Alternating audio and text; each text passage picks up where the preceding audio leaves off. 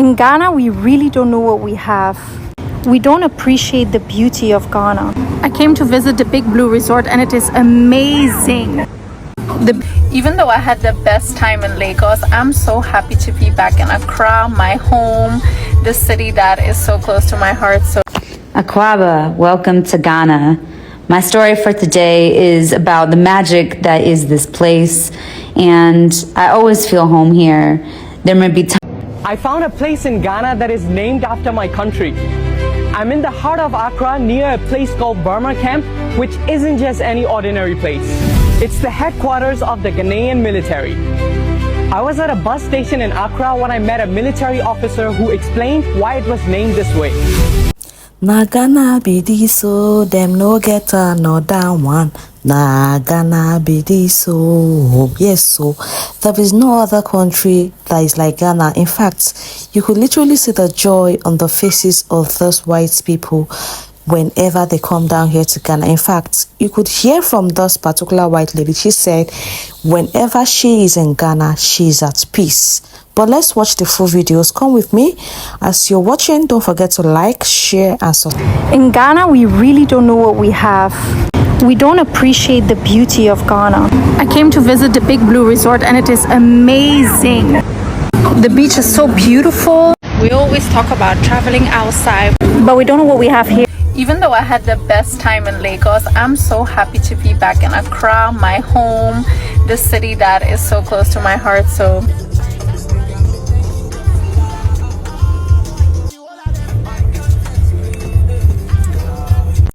Akwaba, welcome to Ghana. My story for today is about the magic that is this place, and I always feel home here. There may be times when I'm in need and literally things will show up on the street that I needed or at my door, from prescription medicine to shea butter to food that's vegan, to a good co-working space with even more amazing coffee. This is Kaneshi coffee, by the way. But a really cool moment happened when I was just walking around my neighborhood, enjoying all of the things that have changed and remain the same. And I saw an artist recording his video. And I was walking with my friend who said that this is indeed a very rare sight. So we're really hoping that this artist blows up. But beyond that, he was literally singing about things that we were living in real life.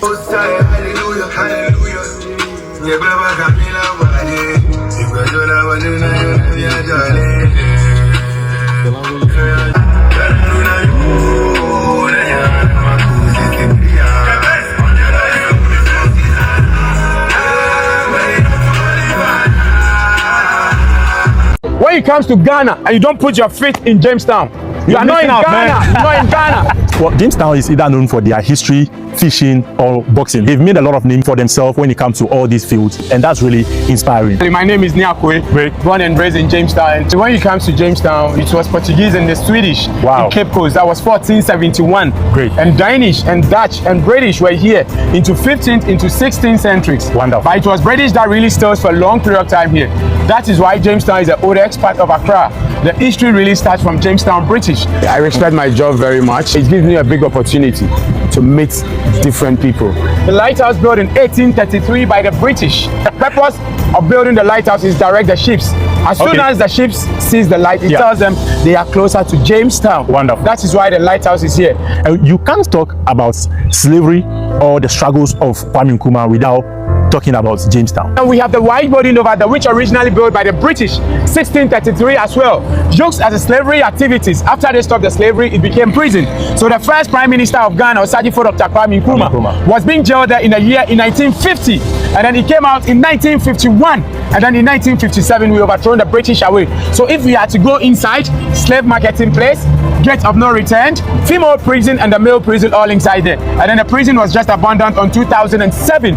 One thing that keeps me wondering is his ability to remember the dates, his ability to flow. And then someone might ask, why was the Prime Minister was being jailed. In 1950, it was revolution time, and we do not have independence. And then each and every member of Gold Coast was fighting for freedom. Yeah. And we were the first African country that had independence first. I do tours to help the case because I've been getting different people from all over the world that comes to Jamestown and help. And that is what keeps me in Jamestown every time. Slaves worked underground from the dungeon to the British fort, from the British fort to the point of no return. And that dungeon was also built in 1630 to hide the slaves from the Gold Coast people. Most of the slaves were being captured from town to town, country to country. Nigeria, Togo, Benin, Niger, Kumasi, Tamale, and those areas. And then they have to work many months, 13 months, 14 months, and then they appear to the slave dungeon. But due to the sun capacity, it really kills a lot of slaves because the sun really reflected on the slave dungeon. Great. And then because the slaves are already tired and very weak, some of them can't survive, some of them survive. When I came to Jamestown, like I was very miserable and I didn't know how to work to do.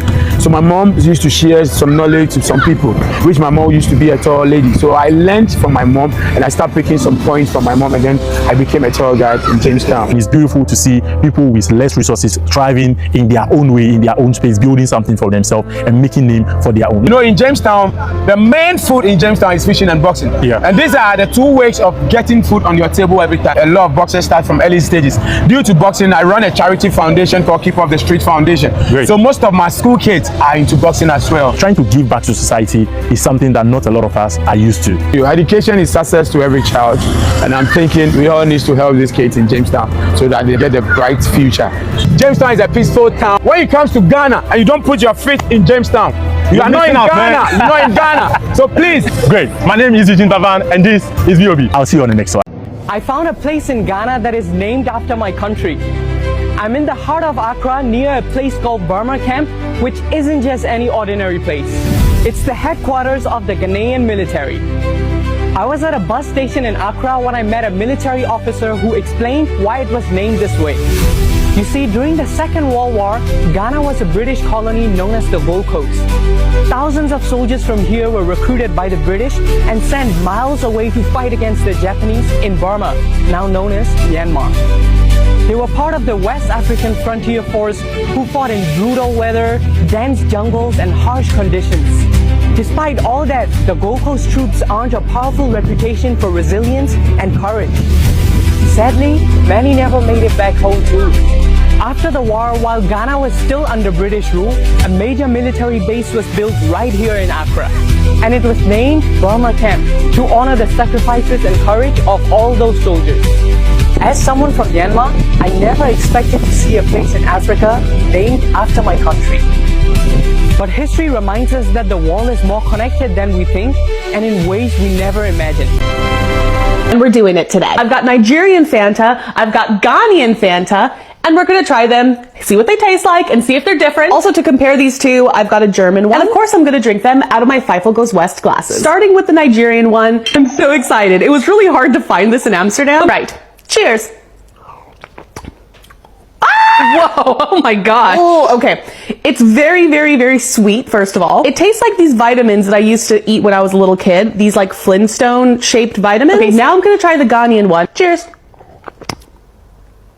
Okay, they're definitely different. Okay. I'm gonna say I like the Ghanaian one more. It's a little bit sweeter and doesn't have like that medicinal quality that I'm getting from the Nigerian one.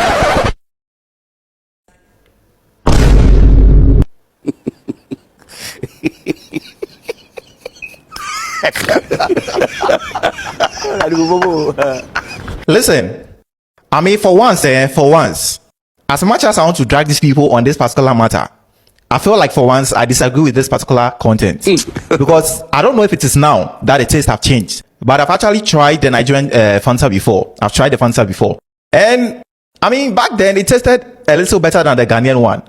I don't know if it is now that they have changed the whole thing, but then when I tested the Nigerian one, even though it is all of them are sugary, the Nigerian one was kind of like a little bit better than the Ghanaian one. I don't know if it is now that they've changed the taste, but then the vitamin C part, tasting like vitamin C part in the day, that part is true. You don't know? Yeah, that part is true. I mean, you people should be happy.